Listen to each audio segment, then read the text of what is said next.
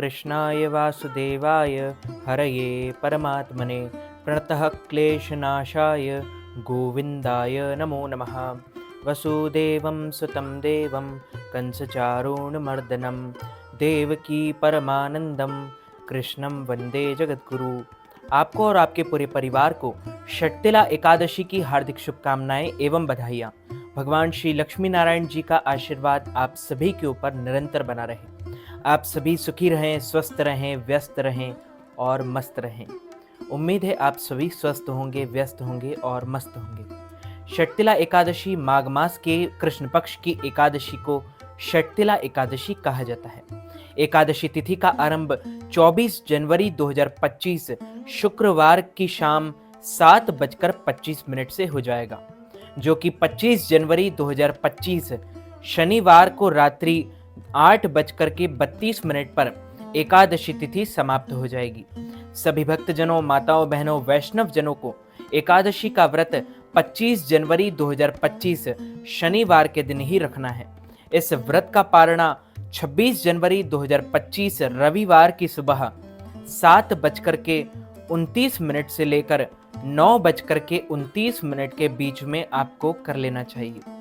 विष्णु एकादशी गीता तुलसी विप्रधे नवः असारे दुर्ग संसारे शतपदी मुक्तिदायिनी।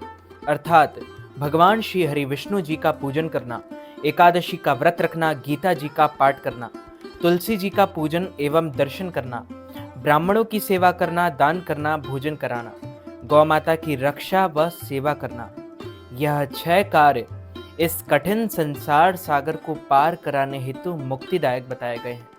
पूरे वर्ष में 24 एकादशी आती है, लेकिन जिस साल अधिक मास या पुरुषोत्तम मास आता है उस साल 2 एकादशी अधिक, यानी कुल मिलाकर 26 एकादशी आती है। प्रत्येक महीने में 2 बार, एक कृष्ण पक्ष में और दूसरी शुक्ल पक्ष में। दोनों ही एकादशियों का भिन्न भिन्न महत्व हमारे पुराणों एवं धर्म ग्रंथों में बताया गया है। एकादशी का व्रत भगवान श्री लक्ष्मी नारायण जी का परम प्रिय व्रत है। एकादशी का व्रत रखने से मनुष्यों के कई जन्मों के पाप जड़ से नष्ट हो जाते हैं तथा उनके पुण्य का उदय होता है। जब मनुष्य के जन्म जन्मांतर के पाप नष्ट हो जाते हैं तभी उन्हें सांसारिक एवं भौतिक सुखों की प्राप्ति होती है। जो भक्त एकादशी का व्रत करते हैं उनको दशमी से लेकर द्वादशी तक कुछ महत्वपूर्ण नियमों का पालन अनिवार्य रूप से करना चाहिए। दशमी के दिन एक समय शुद्ध एवं सात्विक भोजन करें। इस दिन चावल, शहद, लहसुन, प्याज, मांस, मदिरा, मसूर दाल, कटहल की सब्जी का उपयोग बिल्कुल भी नहीं करना चाहिए। दशमी के दिन पराये अन्न अर्थात दूसरे के घर का भोजन बिल्कुल नहीं करना चाहिए। ब्रह्मचर्य व्रत का पालन करना चाहिए। एकादशी के दिन सुबह जल्दी उठकर स्नान करके पूजा अर्चना कर एकादशी व्रत का संकल्प धारण करें। पद्म पुराण के उत्तरखंड के अध्याय 64 में श्लोक 34 में लिखा हुआ है, एकादश्यां निराहार स्थित्वां परेहनि भोक्ष्यामि पुंडरीकाक्ष शरणम में भवच्युत। हे कमल नयन भगवान अच्युत, मैं एकादशी के दिन निराहार रहकर दूसरे दिन ही भोजन करूंगा या करूंगी। ज्येष्ठ नक्षत्र, वृषभ में चंद्रमा, मकर में सूर्य, वृषभ में गुरु और सूर्य भगवान को अर्घ दें और माता पिता को प्रणाम करें। तुलसी जी का पूजन करें, गौ माता का पूजन करें। इसी दिन अन्न नहीं खाना चाहिए, केवल फलाहार करें। सर्वोत्तम फलाहार गाय का दूध व फल होते हैं। इस दिन झूठ ना बोलें। कोई भी वैष्णव इस दिन क्रोध ना करें। लड़ाई झगड़ा एवं वाद विवाद बिल्कुल ना करें। ब्रह्मचर्य व्रत का पालन करना चाहिए। दाढ़ी कटिंग व शेविंग ना करें। किसी का भी आप अपमान या अनादर ना करें।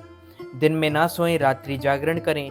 पूजन पाठ करके ब्राह्मण के मुख से ही एकादशी व्रत कथा का श्रवण करें। कथा सुनने के बाद यथाशक्ति उन्हें दान दक्षिणा भी प्रदान करें एवं शुभ मुहूर्त में एकादशी के अगले दिन ही व्रत का पारणा करें। षटतिला एकादशी के दिन अन्य एकादशियों की तरह ही व्रत करने की सलाह दी जाती है और यह विधान भी बताया जाता है। षटतिला एकादशी से एक दिन पहले यानी कि दशमी के दिन सात्विक भोजन करना चाहिए तथा सोने से पहले भगवान विष्णु का स्मरण करना चाहिए। भगवान विष्णु को तुलसी पत्र बेहद प्रिय है, तो इस दिन आप यदि भगवान विष्णु को तुलसी पत्र चढ़ाते हैं तो वह अति प्रसन्न होते हैं। षटतिला एकादशी के दिन सुबह स्नान आदि से निवृत्त होकर पूरे घर में जो है गंगा जल छिड़ककर घर को पवित्र करना चाहिए। इसके बाद भगवान विष्णु की पूजा अर्चना करनी चाहिए। पूजा में तुलसी के पत्तों को अवश्य शामिल करना ही चाहिए। पूजा करने के बाद विष्णु जी के अवतारों की कथा का पाठ करना चाहिए और षटतिला एकादशी की रात्रि को भगवान श्री हरि का भजन कीर्तन करना चाहिए। द्वादशी के दिन पुनः विष्णु जी की पूजा अर्चना कर ब्राह्मणों को भोजन कराकर उन्हें दान दक्षिणा देकर विदा करना चाहिए। अंत में परिवार के साथ बैठकर उपवास खोलना चाहिए, यानी कि व्रत का पारणा करना चाहिए। कई लोग पारणा में भी गलती कर जाते हैं। पारणा का मतलब व्रत खोलना होता है। एकादशी पारण व्रत के अगले दिन सूर्योदय के बाद किया जाता है, इसलिए ध्यान रहे कि जब तक सूर्योदय नहीं होता है तब तक आपको व्रत का पारणा नहीं करना है। सूर्योदय होने के बाद आप तुलसी पत्र से व्रत का पारणा कर सकते हैं या किसी अन्य वस्तुओं से भी पारणा किया जा सकता है। पारण को हरिवासर एकादशी के दौरान नहीं करना चाहिए। हरिवासर के समाप्त होने के बाद ही व्रत को खोलना चाहिए। हरिवासर द्वादशी तिथि की 1/4 अवधि के बराबर होता है। उपवास तोड़ने का सबसे अच्छा समय और शुभ समय प्रातः काल है। मध्याह्न के दौरान व्रत को नहीं खोलना चाहिए। यदि कुछ कारणों से प्रातः काल के दौरान उपवास ना खोल सके तो व्रत मध्याह्न के बाद भी खोलना चाहिए। एकादशी का व्रत 25 जनवरी 2025 शनिवार के दिन ही रखना है। इस बात को आप ध्यान रखिएगा या किसी डायरी में लिख लीजिए। और इस व्रत का पारणा 26 जनवरी 2025 रविवार की सुबह 7:29 से लेकर 9:29 तक कर लेना चाहिए। बोलिए श्री लक्ष्मी नारायण भगवान की जय। श्री वृंदावन बिहारी लाल की जय। श्री गिरिराज धरण की जय। बाल कृष्ण लाल की जय। श्याम सुंदर श्री यमुने महारानी की जय। जगत गुरु श्री वल्लभाधीश की जय। श्री गोसाई जी परम दयाल की जय। श्री गुरुदेव की जय। लाडले लाल की जय। आज के आनंद की जय। श्री राधा रमण लाल की जय। श्याम सुंदर श्री यमुने महारानी की जय। वल्लभाधीश की जय। श्री गोसाई जी परम दयाल की जय। एक समय दालभ ऋषि ने पुलस्त ऋषि से पूछा कि हे महाराज, पृथ्वीलोक में मनुष्य ब्रह्म हत्यादि महान पाप करते हैं, पराये धन की चोरी तथा दूसरे की उन्नति देखकर ईर्ष्या करते हैं, साथ ही अनेक प्रकार के व्यसनों में फंसे रहते हैं, फिर भी उनको नरक प्राप्त नहीं होता। इसका क्या कारण है? वे ना जाने कौन कौन सा दान पुण्य करते हैं जिससे उनके पाप नष्ट हो जाते हैं। यह सब कृपा पूर्वक आप कहिए। पुलस्त ऋषि पुलस्त मुनि कहने लगे कि हे महाभाग, आपने मुझसे अत्यंत गंभीर प्रश्न पूछा है। इससे संसार के जीवों का अत्यंत भला होगा। इस भेद को ब्रह्मा, विष्णु, रुद्र तथा इंद्र आदि भी नहीं जानते, परंतु मैं आपको यह गुप्त तत्व अवश्य बताऊंगा। उन्होंने कहा कि माघ मास लगते ही मनुष्य को स्नान आदि करके शुद्ध रहना चाहिए। इंद्रियों को वश में कर काम, क्रोध, लोभ, मोह, अहंकार, ईर्ष्या तथा द्वेष आदि का त्याग कर भगवान का स्मरण करना चाहिए। पुष्य नक्षत्र में गोबर, कपास, तिल मिलाकर उनके कंडे बनाना चाहिए। उन कंडों से 108 बार हवन करना चाहिए। हवन करने के पश्चात उस दिन मूल नक्षत्र हो और एकादशी तिथि हो तो अच्छा है। तो अच्छे पुण्य देने वाले नियमों को ग्रहण करना चाहिए और स्नान आदि निवृत्त होकर, नित्य क्रिया से निवृत्त होकर सब देवताओं को देव श्री भगवान का पूजन करें और एकादशी व्रत धारण करें। रात्रि को जागरण करना चाहिए। उसके दूसरे दिन धूप दीप नैवेद्य आदि से भगवान का पूजन करके खिचड़ी का भोग लगाएं। तत्पश्चात नारियल, सीताफल या सुपारी का अर्घ देकर स्तुति करनी चाहिए। हे भगवान, आप दीनों को शरण देने वाले हैं। इस संसार सागर में फंसे हुए उद्धार करने वाले हैं। हे पुंडरीकाक्ष, हे विश्वभावन, हे सुब्रमण्य, हे पूर्वज, हे जगतपते, आप लक्ष्मी जी सहित इस तुच्छ अर्घ को ग्रहण करें। इसके पश्चात जल से भरा कुंभ घड़ा ब्राह्मणों को दान करें तथा ब्राह्मण को श्यामा गौ और तिल पात्र देना भी उत्तम है।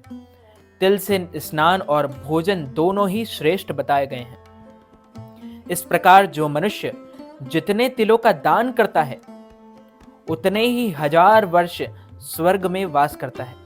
इस एकादशी के दिन एक तिल स्नान होता है, तिल का उपटन, तिल का हवन, तिल का तर्पण, तिल का भोजन और तिलों का दान, ये तिल के 6 प्रकार हैं। इनके प्रयोग कारण से यह षटतिला एकादशी कहलाती है। इस व्रत के करने से अधिक प्रकार के पाप नष्ट हो जाते हैं। इतना कहकर पुलस्त ऋषि कहने लगे कि अब मैं तुमसे इस एकादशी की कथा कहता हूं और सुनाता हूं, तुम ध्यान पूर्वक सुनो। एक समय नारद जी ने भगवान श्री विष्णु जी से यही प्रश्न किया था और भगवान ने जो षटतिला एकादशी का महात्म्य नारद जी से कहा सो मैं तुमसे कहता हूं। भगवान ने नारद जी से कहा कि हे नारद, मैं तुमसे सत्य घटना कहता हूं, ध्यान पूर्वक सुनो। प्राचीन काल में मृत्युलोक में एक ब्राह्मणी रहती थी। वह सदैव व्रत किया करती थी। एक समय वह 1 मास तक व्रत करती रही। इससे उसका शरीर अत्यंत दुर्बल हो गया। यद्यपि वह अत्यंत बुद्धिमान थी, तथापि उसने कभी देवताओं या ब्राह्मणों के निमित्त अन्न या धन का दान नहीं किया था। इससे मैंने सोचा कि ब्राह्मणी ने व्रत आदि से अपना शरीर शुद्ध कर लिया है, अब इसे विष्णु लोक को मिल ही जाएगा। परंतु इसने कभी अन्न का दान नहीं किया। इससे इसकी तृप्ति होना कठिन है। भगवान ने आगे कहा, ऐसा सोचकर मैं भिखारी के वेश में मृत्युलोक में उस ब्राह्मणी के पास गया और उससे भिक्षा मांगी। वह ब्राह्मणी बोली, महाराज किस लिए आए हो? मैंने कहा, मुझे भिक्षा चाहिए। इस पर उसने एक मिट्टी का ढेला मेरे भिक्षा पात्र में डाल दिया। मैं उसे लेकर स्वर्ग में लौट आया। कुछ समय बाद ब्राह्मणी भी शरीर त्याग कर स्वर्ग में आ गई। उस ब्राह्मणी को मिट्टी का दान करने से स्वर्ग में सुंदर महल मिला, परंतु अपने घर को उसने अन्न आदि सब सामग्रियों से शून्य पाया। घबराकर वह मेरे पास आई और कहने लगी कि भगवान, मैंने अनेक व्रत आदि से आपकी पूजा की, परंतु फिर भी मेरा घर अन्न आदि सब वस्तुओं से शून्य है। इसका क्या कारण है? इस पर मैंने कहा, पहले तुम अपने घर जाओ, देव स्त्रियां आएंगी तुम्हें देखने के लिए। पहले उनसे षटतिला एकादशी का पुण्य और विधि सुन लो, तब द्वार खोलना। मेरे ऐसे वचन सुनकर वह अपने घर गई। जब देव स्त्रियां आई और द्वार खोलने को कहा तो ब्राह्मणी बोली, आप मुझे देखने आई हैं तो षटतिला एकादशी का महात्म्य मुझसे कहो। उसमें से एक देव स्त्री कहने लगी कि मैं कहती हूं। जब ब्राह्मणी ने षटतिला एकादशी का महात्म्य सुना तब द्वार खोल दिया। देवांगनाओं ने उसको देखा कि ना तो वह गांधर्वी है और ना आसुरी है, वरन पहले जैसी मानुषी है। उस ब्राह्मणी ने उनके कथा अनुसार षटतिला एकादशी का व्रत किया। इसके प्रभाव से वह सुंदर और रूपवती हो गई तथा उसका घर अन्न आदि समस्त सामग्रियों से युक्त हो गया। अतः मनुष्यों को मूर्खता त्याग कर षटतिला एकादशी का व्रत और लोभ ना करके तिल आदि का दान करना चाहिए और इससे दुर्भाग्य, दरिद्रता तथा अनेक प्रकार के कष्ट दूर होकर मोक्ष गति की प्राप्ति होती है।